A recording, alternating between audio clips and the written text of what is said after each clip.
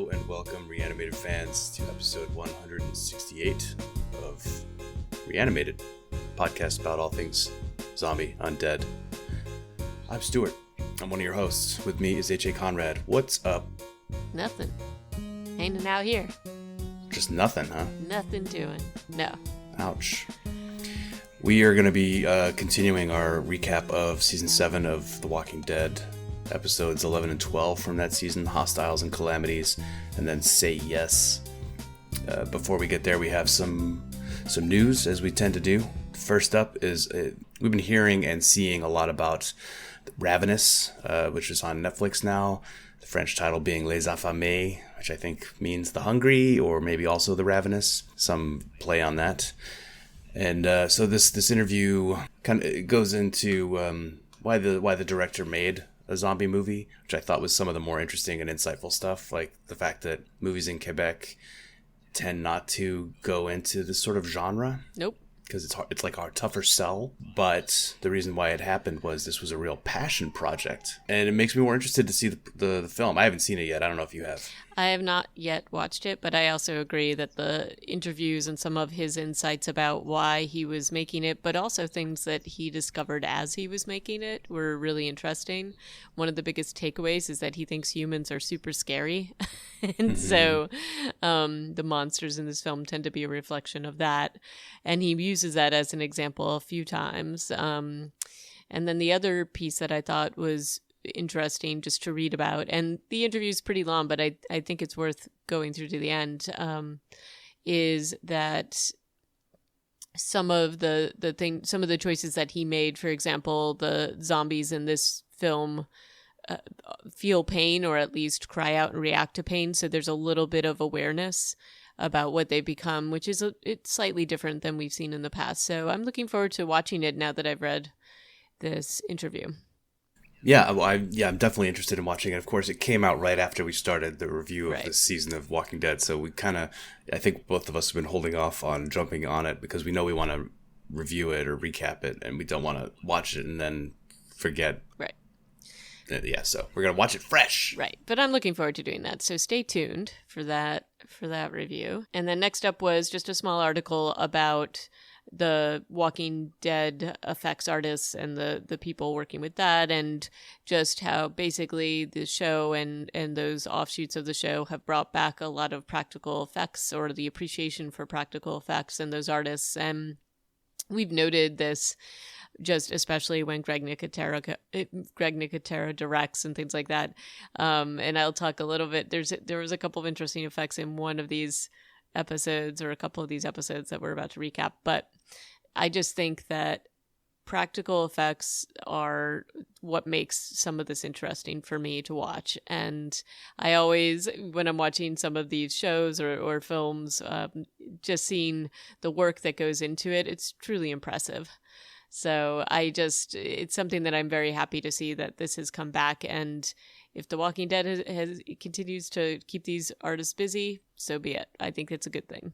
But we've always had nothing but good things to say about Nicotero's work, with the notable exception of some of the animatronics tend to be herky-jerky.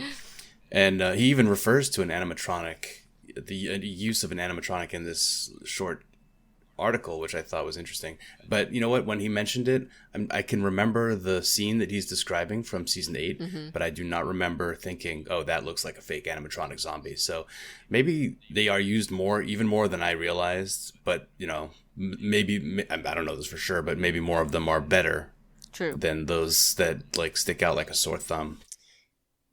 But anyway, I just thought that was kind of an interesting thing. And the next piece, also somewhat Walking Dead related, only because we've been talking a little bit about the potential spin-off of Walking Dead in a colder climate, although this is not that. But I'm wondering if this was somehow done because they saw something about it. But there was this weird little news conference or something. It was locally done, I think. And basically the question was, can the zombie apocalypse happen in the Arctic? And some of what they are talking about in this article and in this interview is the fact that with climate change, we've seen that the ice pack is melting, and they have said that there are certain bacterium that had been frozen into that, some from a very long time ago, and they're not quite sure what's going to happen once they are set free.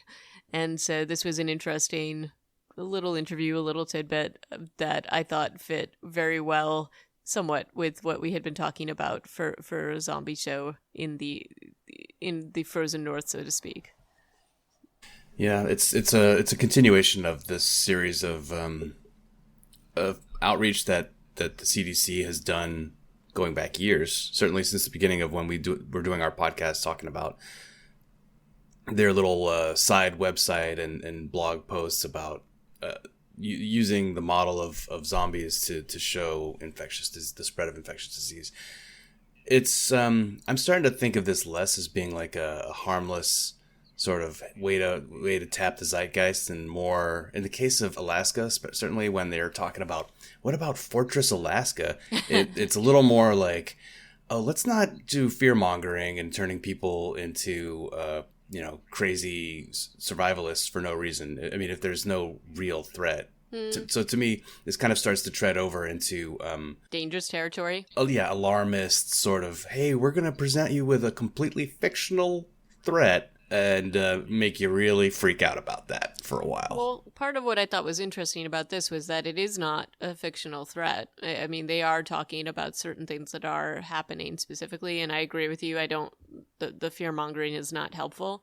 But I also feel like this kind of lifestyle in Alaska is a little bit more the survivalist personality just by virtue of where they are and how they live.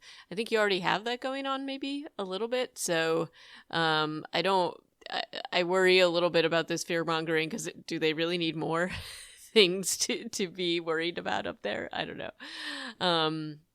But the climate change issue is definitely very real, and we've been seeing the impacts of that.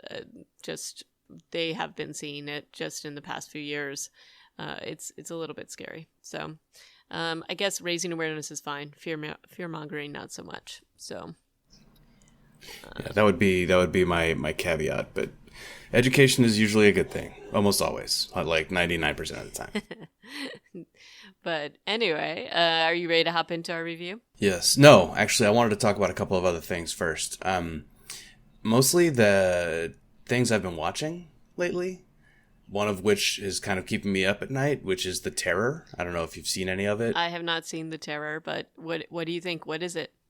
So The Terror is based on a novel by a guy called Dan Simmons. He wrote it in 2007, and it's produced by AMC, and apparently it is kind of a spiritual spin-off of The Walking Dead, in that it is premium, like premiere drama made for AMC in the horror genre, but it's not zombie related at all. And it's about the Franklin expedition to the North Pole to try and find the Northwest Passage in the middle of the 19th century. And this is it's a fictionalized account of a real exploratory expedition, where 130 men went to the Arctic and disappeared. I see that Ridley Scott is one of the executive producers. That's interesting. It's got an incredible cast. I don't know how to pronounce the dude's name, but Ciarán Hinds, Tobias Menzies, the dude from Mad Men who played the English guy. I love that guy. Yeah, he's great. It's great. There's only a few episodes of it available so far. They're all available on Amazon Video, so you can watch them or get them on AMC. But the ones that they're being released, and I think the entire 10-episode run will be done by mid-May. But it's an incredibly high production value. I love things about boats for some reason. Like Master and Commander still is one of these movies that I'm like, yeah, man, that was awesome. So if you liked Master and Commander and you like horror, this is, I think, going to be everybody's jam. And just if you like horror and really unsettling horror, this is literally keeping me up at night, as well as my children. So, and then other things, more briefly, The Terror, I think, is the most on point for this podcast because it's horror and it's a AMC blah blah blah. Other things are Britannia, also on Amazon. It's an Amazon original. It stars David Morrissey, from the governor from Walking Dead, and it's a delightful. It's funny and disgusting and horrible, and it's about the Ninth Legion of Rome, and they're in. I think some of the history is a little bit muddled, but it's another kind of historical fiction. If you grow up in England, you've probably heard about it because it's just one of these Roman legions that went into England and disappeared. So it's kind of similar to The Terror in a way. It's another expedition that vanished, except in this case, it's a really interesting story and playing factions of British tribes against one another, and it's got some really good humor in it. And David Morrissey's in it, and he's scary. He's definitely bringing everything he brought to the governor to this role. So are you subtly telling me that you're going to be basically putting together some provisions and a team to go out on an expedition? Is that what's happening right now? Is this your subtle hint? Heck no. Based on what I'm seeing, I don't want to go anywhere. I'm like, I don't even want to go to the grocery store. Well, thank you. I'm going to definitely check them out. Yeah, those two shows are really good. There's other stuff out there that I've been watching, but nothing quite with a tie-in to. I was just looking at the cast for both these shows, and they look amazing. So I am absolutely going to check this out. Give it a look, and then without any other further ado, unless you have anything else, HA. I've got nothing. That I am no pressing issues, so I think we're good. So, Hostiles and Calamities, directed by Carrie Scogland, written by David Leslie Johnson, came out on February 26, 2017. The TV audience was 10.42 million peoples. And this is the Eugene episode. Yeah. This is the episode where if we kind of liked Eugene before, maybe we don't like him anymore. I don't know that it's that you don't like him anymore. I think that he just shows who he is, and we've known who he was all along. And I think it does do a good job at showing a little bit more of his thought process, or, his measuring where he is in the world. And ultimately, Eugene is a survivor. And I think that this is what plays out in this episode. Yeah, I guess we already knew that based on how he had conned Rosita and Abraham into caring for him. Mm-hmm. But this feels, it makes you sad, right? I mean, going through this episode, you see how much he embraces this new lifestyle, and it's just saddening. Well, he does embrace it, but he also does not betray his former friends, which, I think, despite the fact that his actions are not necessarily the most palatable in this episode, or not the actions that you would like to see, he's also not being kept in a hole like Daryl was, and understands where he is and what he needs to do in order to survive. But he's not giving up any information about Rick and the people from Alexandria. I think he totally would if he knew anything useful. Maybe. There's nothing out there that Negan feels like he doesn't know about them, other than where's Daryl. And Eugene very quickly says, I don't know, I would tell you if I did. Yeah, I guess so. There's nothing, he's basically only contributing towards the Saviors now, and there isn't anything he can contribute against his own faction. But we also learn a lot more about Dwight in this episode. We do. And also, I think one thing to remember about Eugene in this episode is remember the whole interaction between him and Rosita. He doesn't really have a reason to be loyal. Or at least maybe if there was a certain reason to feel loyal to specifically Rosita and the Alexandrians, it's gone now because of how she behaved. And that only got him... Do you think she can sour the whole pudding for him? she's the person that's been with him the longest in terms of the surviving piece, so yeah. But she's such a grumpy guts. Well, right. So anyway, he doesn't really... And he hasn't bonded per se with other people. A little bit, I guess, but just in the end, he's super psyched to have a place to stay and to be safe. And I just don't think that the way that his mind works is not conducive to being on teams. He's all about Eugene.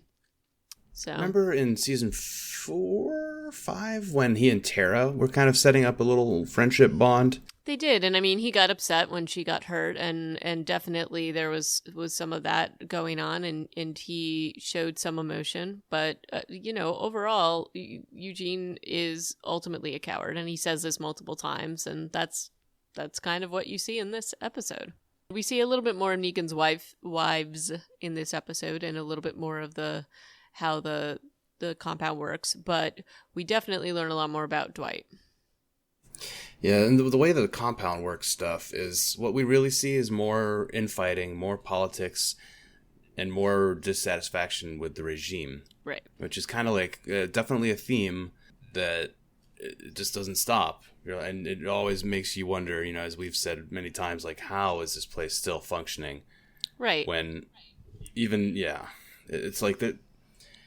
If everybody really does embrace this whole I am Negan thing, and you don't see too many of his warriors bucking the authority, it just makes you wonder. His wives are trying to get him killed, essentially, is one of the plots of this episode, as we learn. And meanwhile, Dwight is kind of being subversive. Yeah, a little bit. That's like the most. That's like the most we find out. Also, we find out like there's this whole thing to like build sympathy for Dwight in this episode, mostly just done exposition wise by the letter from Sherry that he finds, because that's his mission is to go and find her and bring her back. And we find out that he has like short-term memory loss, or it's like he's Guy Pearce. Is that his name? Guy Pearce? Yeah, Memento. From Memento. Well, I mean, Sherry insinuates or implies through her letter that he's not going to remember anything, but then he does remember to bring beer and pretzels, and so you're like, well, okay, does he have memory loss or not? Because I thought the whole point of this was for us to feel sorry for him for not being able to remember what a good person he used to be. Well, and also it's a little bit weird because he certainly remembers that Sherry was his wife. He remembers exactly he remembers that they went out, and obviously he remembers certain things. So this was kind of a strange plot point to me because, okay, either he has it or he doesn't. And that it's sort of, I feel like they've cherry picked what he remembers and what he doesn't. And we saw the interactions between him and Sherry. So clearly he knows that, they used to be married and that, they came back and got caught because they tried to escape with Tina. He remembers the stuff with Daryl because he tries to torture him with stuff. So this seemed like an odd storytelling piece to me. But, and then the other part is that, so part of this is that Negan puts him in the hole and is accusing him of helping Daryl escape, and then says, well, if it was Sherry, go and find her and all that stuff. So he and says, do you know where she might be? And he's like, I think I might. And so when he heads out to find her, we remember the last time that he went out to look for somebody that he used to be allied with, obviously not his former wife, but definitely a former friend. And we saw how that ended. So I think that kind of set up the expectation for how he was going to look for her. And so even though he did show up with beer and pretzels, maybe he was going to show up with beer and pretzels and then zombify her or whatever. I would like to think he wouldn't do that, but I think I had no expectation of that, certainly. Well, but anyway, the whole letter and the sympathy there, it's just, he's in a pretty bad position. But again, I felt like while watching it, I still didn't understand how Negan would have all of this power over people. I mean, because that means that every single person would have to be completely loyal to him. Clearly they're not. There's enough showing of disloyalty, especially among his wives, Sherry, obviously, but also now we see in this episode that the other wives, so to speak, are also not happy, as they wouldn't be. I mean, there's just, one person would just not be able to keep control of everybody like this. Yeah. It does seem increasingly unlikely. Also, Negan's, by the end of the episode when he kills his doctor. Okay, that was just a dumb decision, right? You're like, dude. Yeah. I mean, it's a little convenient the way that Dwight is able to frame him and get him. He gets him killed so easily. Yep. And really, and then you're like, okay, Dwight clearly did this because he's using a scrap of the letter that he got from his wife when he was out at their house. And all it says is, goodbye, honey. And that's enough to sentence this guy to death. It's just like, it's a real stretch. And there isn't really a whole lot of motive for Dwight to do it other than to remove himself suspicion from himself. But yeah, so, I mean, what did you think about that whole thing? Well, I think that the reason he did it was because the doctor had a few choice insights about Sherry and shared them with Dwight. And I think that that's what made Dwight focus on him as basically a potential blaming victim to try to take suspicion off of him. And he knew that Negan was going to need something if he didn't come back with Sherry. But the thing about, I agree, I think it was a very thin piece of evidence. But I also think, despite Negan's craziness, he's also very practical. And so to kill the only doctor that has any medical knowledge who is able to be there in the compound, I mean, even if the doctor did do something like this, I don't truly believe Negan would have killed him. I think he would have kept him in a hole until his services were needed. He would have made his life totally miserable, but I think he's not going to give up that knowledge that the doctor has. As we've seen, he values expert knowledge. Eugene is a case in point. He quizzes Eugene. He's got all of that stuff. He understands the fact that this type of knowledge is rare and valuable and that he needs it in the compound. So I don't believe that he would have just thrown the dude into the furnace, which is what ultimately he does. So this is one of those things. And, you know, we both have groused about how much we dislike this particular season. And this is one of those moments where I just truly, the things that you have shown us with Negan, I did not believe that that's where this would have gone. If he's such a leader and such a judge of character, he must be able to see this when he gives the doctor the choice of either don't confess and I'll burn your face, or do confess and I will not burn your face. The guy immediately blubbers and tells him, yeah, it was me, I did it, I'm really sorry. Like, you have to know at some level, if you're Negan and you know people and you know how to manipulate people, which is kind of what the show wants us to think, that he just made the guy do that. Right, and he's calculating. He is not, you feel like Negan is not stupid, so I also feel like he would be smart enough to know that this is a false confession. And let's face it, Dwight is not the most bright, he's not the sharpest, the sharpest tool in the shed, basically. He is definitely, I feel like his motives are transparent. I think that obviously his dedication to Sherry is known by everybody, including the doctor and including Negan. And Negan knows it too. So, you know, without any other evidence other than the scrap of paper, when I first saw this episode the first time, I thought he was basically setting this all up to then turn to Dwight and do something to Dwight. And when this was the end of the episode, I was just totally floored because I couldn't believe that this is where they went with it. But yeah, what can you do? This is just part of the frustration of this season and things that don't make sense. It is a shocker. Do we want to talk any more about the wives? Or I'm like... Well, I don't really want to. I don't think we need to talk too much about it other than to say that this was one of those things where I just kept thinking, well, wow, you have all these people that are out to get you, Negan, and you're not going to be able to keep control of everybody. So the plot point with the wives, I think, was to basically show how much control Negan has over, or lack thereof, sort of. So he rewards Eugene by having the wives go and throw him a party, but they're not allowed to have sex. And it's just such a weird thing to even put them into the same room together to just hang out and play video games. Okay. And then it turns out that the wives supposedly they want Eugene to come up with poison pills to help one of the wives commit suicide, but truly the pills are for Negan, and Eugene gets that. However, he doesn't offer them up to Negan. So he could have told Negan what they were planning to do and doesn't. So there is that. But basically, even before Negan asks the question at the end of the episode, Eugene says, I am Negan. And that is just not a shock at all. And you see pretty much a complete contrast between him and Daryl here. And that suddenly Eugene's brain power is all on the side of the saviors. So it's not shocking, and I don't know that we needed an entire episode to see all of this, but I just think it was trying to give you a little bit more color into the compound, a little bit more context. And it does add that. It does.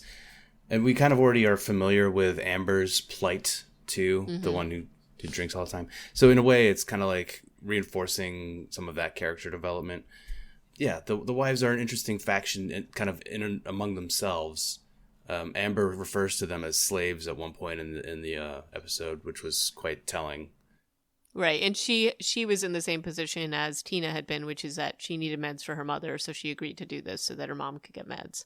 And then one of the wives indicated that some people volunteer, probably for obvious reasons. But the interesting thing to me is that you're able to keep this stuff under wraps from Negan, who apparently manages to find a tiny scrap of paper but doesn't know that his wives are plotting to kill him. I don't know. That feels a little like bit of a stretch, but so that's all I'm going to say about that part. Yeah. So hostiles and calamities. It's interesting. It does have a fair amount going on. The Dwight development, the Eugene descent into darkness. Overall, I'd give it a, it was decent. It was a decent episode. Certainly more going on in there. It was more interesting than the last 4. True. That we've watched. And then finally, for today at least, Say Yes, episode 12 is probably up there with the best episodes this season, in my opinion. Agreed. And this is the Rick and Michonne go on honeymoon episode. Totally.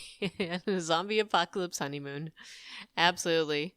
It's a totally delightful episode with some downer moments, but it's a lot of Rick and Michonne doing it in the van for the first half of the episode, as they go on this carefree scavenging trip, even though the stakes and everything that they don't know that's going on back at Alexandria would be making me crazy. Mm-hmm.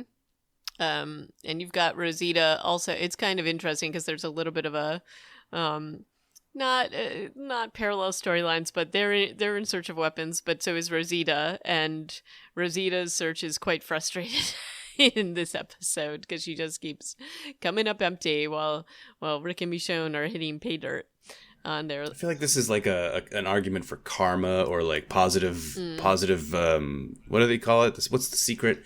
Positive imagery or something like that? Yeah. If you imagine the world as a beautiful place where you can find a whole bunch of guns, maybe you can, Rosita, instead of being a sourpuss. Yep. And this one was directed by Greg Nicotero, written by Matthew Negrete?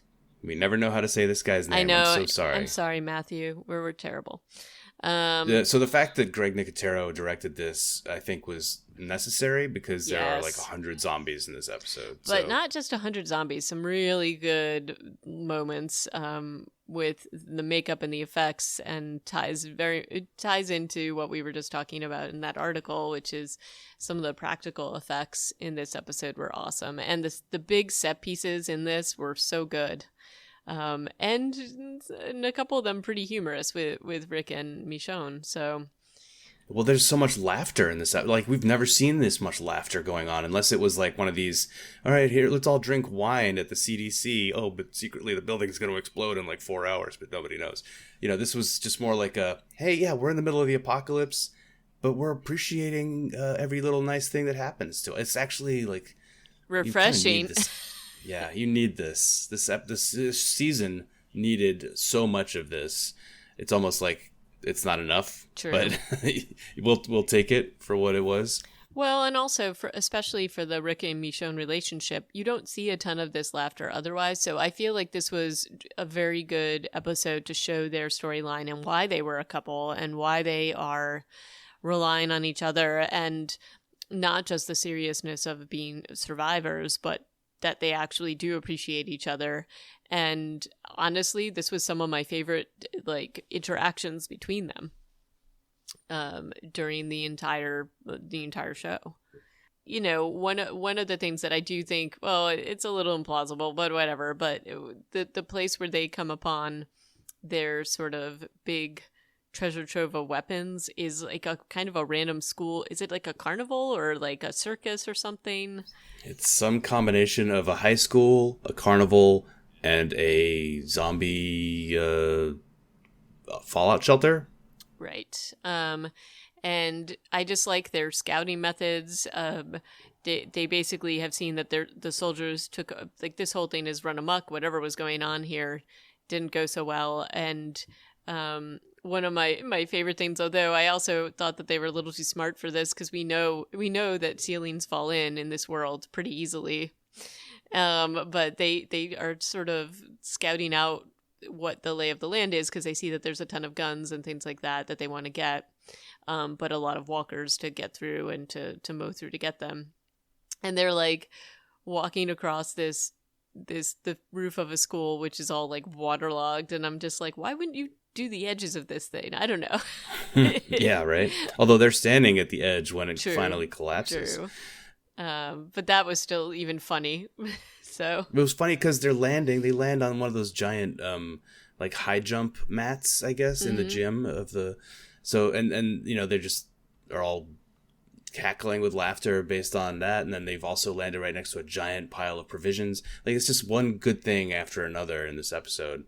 Right. That, yeah, it just really pays off. And then we have some nice combat with them. They're thinking at first, like, we're gonna not clear this whole thing. We need to go back and get help. We just need to lock it down and make sure none of these guns wander away. But then they end up having to clear the whole thing anyway. Right. And even that, I mean, even their plan to do it and how they're working through that was fun to watch, and their interactions about it, like the whole thing, like, where the soldier in the windshield thing. Like, oh, that was awesome.